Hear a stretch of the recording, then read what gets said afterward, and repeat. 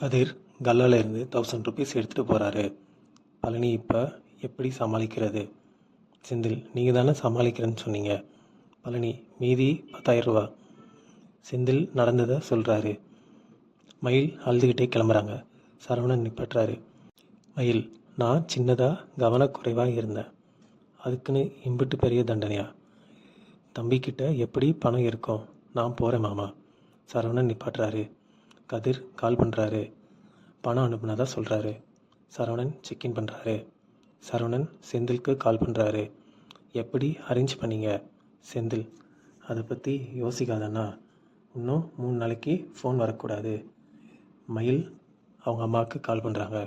மயில் ரூமுக்கு வந்ததா சொல்கிறாங்க. தம்பிங்க ஏற்பாடு பண்ணாங்கன்னு சொல்கிறாங்க.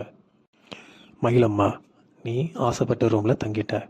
மயில், ஒரே குற்ற உணர்ச்சியாக இருக்குது. வீட்டில் சொல்லாதது என் தப்பு. மயிலம்மா, கையில் ஒரு 25,000 இல்லாமல் ஹனிமூனுக்கு கிளம்பிட்டாரு. அவர் மேலே தான் தப்பு. நீ வருத்தப்படாத. ஃபோனை வைக்கிறாங்க. மயில் சரவணன் ரூமில். மயில், சாரி மாமா, நான் ஆசைப்பட்டு கேட்டேன். அந்த கனவில் இருந்தேன், அதனால் நான் பார்க்க மறந்துட்டேன். என்ன மன்னிச்சிருங்க. சரவணன், நான் தான் சாரி கேட்கணும். உன்னை 2 ஹவர்ஸாக வெளியே உட்கார வச்சு இருக்கக்கூடாது. மயில், இதை பற்றி பேச வேணாம். சரவணன், வா போய் சாப்பிடலாம். முத்துவேல் வீட்டில். மாறி, பெரிய பையன் வெளியே போயிருக்காங்க போல்.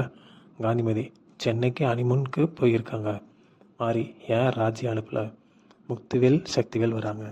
முத்துவேல், இன்னைக்கு சாயங்காலம் பொண்ணு வீட்டிலேருந்து வராங்க. வடிவு, நீ பேங்க்குக்கு போய் எல்லா நகையும் எடுத்துகிட்டு வந்துடு. முத்துவேல் சக்திவேல் போகிறாங்க. மாறி, இப்போ என்னக்கா பண்ணுறது? வடிவு, நான் என் பொண்ணுக்கு தானே கொடுத்தேன். நான் நகையெல்லாம் போடாமல் தான் இருக்க போகிறேன். என்ன நடக்குதோ நடக்கட்டும். இதோட எபிசோட் இங்கே முடியுதுங்க.